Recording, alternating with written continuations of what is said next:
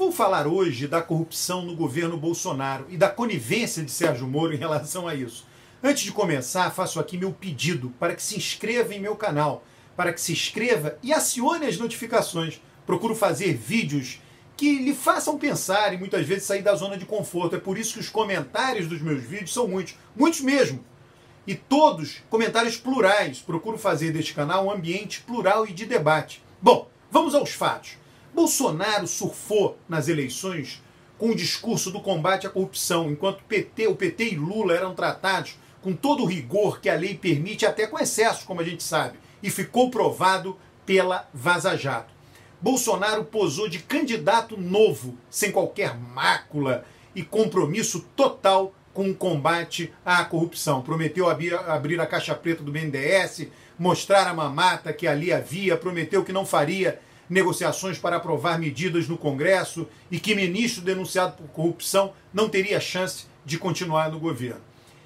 Ainda em dezembro de 2018, antes, portanto, da posse de Bolsonaro, Sérgio Moro, o juiz que prendeu e condenou o principal líder da esquerda no país, tirando da disputa eleitoral e abrindo caminho para Bolsonaro, aquela época, na condição de superministro convidado por Bolsonaro para o Ministério da Justiça, que foi anunciado, fortalecido com a pasta, a fusão com a segurança pública, deu entrevista ao Fantástico, da Rede Globo, e se apresentou como conselheiro do presidente para o caso de denúncias de corrupção contra integrantes do governo. Vale repetir, antes da posse de Bolsonaro, em entrevista ao Fantástico, Sérgio Moro se apresentou como conselheiro do presidente para casos de corrupção no governo.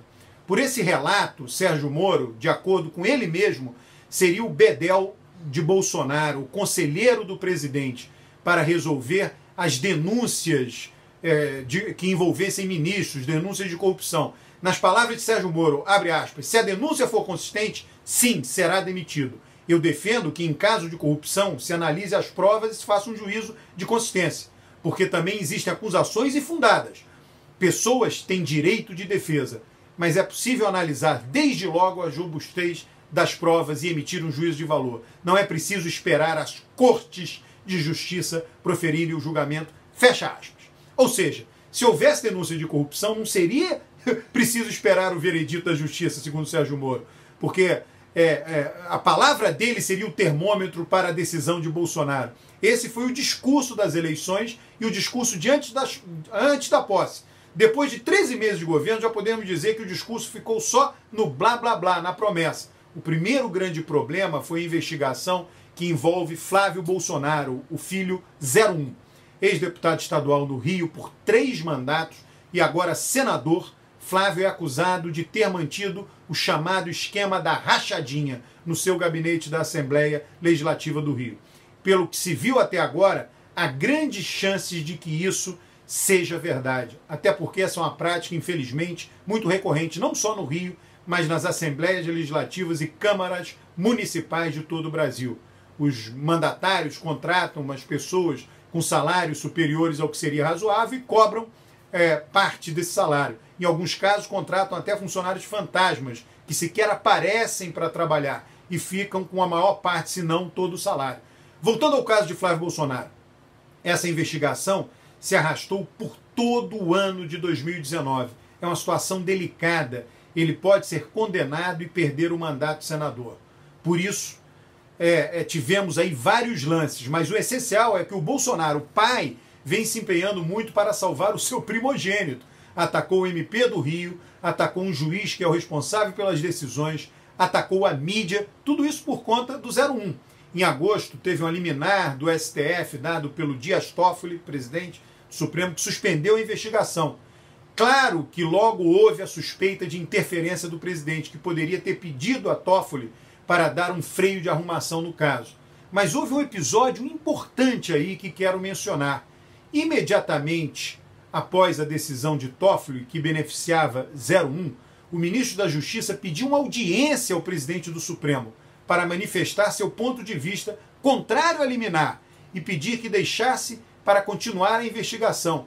Esse episódio provocou um imenso curto-circuito entre Bolsonaro e Sérgio Moro. O presidente teria convocado o ministro para lhe dizer que, se não pudesse ajudar, que pelo menos não atrapalhasse. Outro caso que se arrasta desde o primeiro mês do governo é o do ministro do Turismo, Marcelo Álvaro Antônio. Ele é alvo de investigação por suposta fraude eleitoral, já foi inclusive denunciado, tornou-se réu, mas isso não foi o bastante para Bolsonaro tomar a atitude de afastar o ministro do Turismo. Sérgio Moro evita totalmente o assunto, a todo custo, foge. A principal denúncia que pesa contra o ministro do Turismo é de manipular recursos eleitorais, lançando candidatas, mulheres, laranjas, simulando gastos inexistentes com essas candidaturas e desviando o dinheiro para a campanha dele mesmo, ministro, que foi o deputado federal mais votado de Minas. Não vou entrar no mérito das acusações, o que eu defendo é a investigação e que a justiça decida. Mas é interessante porque o ministro Sérgio Moro, diante dessas acusações, no passado mandava prender preventivamente, às vezes por muitos meses, mesmo sem ter julgado ou concluído as investigações. Já o ministro Sérgio Moro, né, ali era o juiz, foge do assunto, logo ele que seria, né, o conselheiro do presidente da República para demitir ou não um colega de ministério. O ministro do Turismo segue firme e forte no cargo, porque, evidentemente, tem a proteção de Bolsonaro e o beneplácito de Sérgio Moro. Sem entrar no mérito de todas essas denúncias, a verdade é que o governo enfrenta acusações como qualquer outro governo enfrentaria ou enfrentou. Isso faz parte da democracia. A oposição fiscaliza, a mídia fiscaliza, as instituições fiscalizam. A grande novidade é que Bolsonaro reage exatamente da mesma maneira do que todos ou quase todos os governos que ele sempre criticou, ou seja, não mudou nada. Veja o caso do BNDES. Bolsonaro garantia que abriria a caixa preta, que ia revelar empréstimos que foram feitos, a quem foram feitos, como eram os juros, prazos, enfim, tudo. O que resultou disso? Hoje sabemos que foi contratada uma empresa americana de advocacia a um custo superior a 70 milhões de reais, né, dos quais já pagaram 48 milhões. O relatório dessa auditoria diz claramente que nada foi encontrado. Há até uma brincadeira da revista Piauí, dizendo que agora vão contratar uma auditoria de 480 milhões para investigar uma auditoria de 48 milhões. Para a caixa preta da caixa preta, ou seja, uma das grandes promessas de Bolsonaro virou piada. Eu poderia lembrar aqui de muitos outros casos. Quero falar somente de mais um que é simbólico. A Folha de São Paulo publicou matérias mostrando que o secretário de comunicação, o chefe da SECOM, da presidência, o homem que gerencia as verbas de publicidade, coisa de mais de 120 milhões no ano que passou, tem uma empresa que é contratada por veículos de comunicação e por agências de publicidade que recebem dinheiro da SECOM. Em outras palavras, o secretário define quem vai receber o dinheiro da publicidade, paga as empresas e essas empresas pagam a empresa do secretário por um contrato mantido com elas. É evidente que o mínimo que se pode dizer é que há um imenso conflito de interesse que precisa ser resolvido. Sérgio Moro facilmente decretaria a prisão preventiva do secretário lá da SECOM, num caso desse tipo. O ministro Sérgio Moro, porém, não parece ter dado nenhum conselho a Bolsonaro a respeito disso. Defendeu, até isso, defendeu o secretário e disse que não há nada de estranho nessa situação. Enfim, Bolsonaro mostra total dificuldade em demitir seus amigos, aqueles mais próximos, até indicados. Estamos vendo isso com o Ministério da Educação. O ministro não é acusado de corrupção, pelo menos ainda. Mas a incompetência e a falta de condições de ser ministro é total, numa área sensível e importante.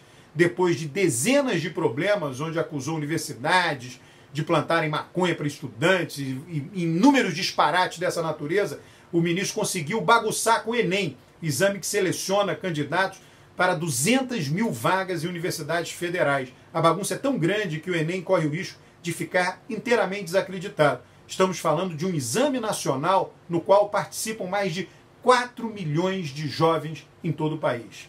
O Ministério da Educação não consegue resolver os problemas não só do Enem, e nem consegue explicar. É um típico caso para demissão a bem do serviço público, para o bem do serviço público. Mas o ministro é amigo de Bolsonaro, foi indicado por Olavo e, pelo jeito, vai continuar prejudicando a educação. O que estamos vendo é que Bolsonaro não combate a corrupção. Nos primeiros meses do governo Dilma, vários ministros foram demitidos por conta de denúncias de corrupção. No primeiro ano do governo Bolsonaro, nenhum ministro e mesmo funcionários de segundo escalão foi demitido ou foram demitidos por denúncias de corrupção. E tudo isso tendo Sérgio Moro como protetor. Quem diria? O grande arauto do combate à corrupção ignora hoje totalmente as denúncias que recaem sobre o governo do qual ele faz parte. Lamentável, deplorável, inaceitável. Infelizmente, é o que temos para hoje.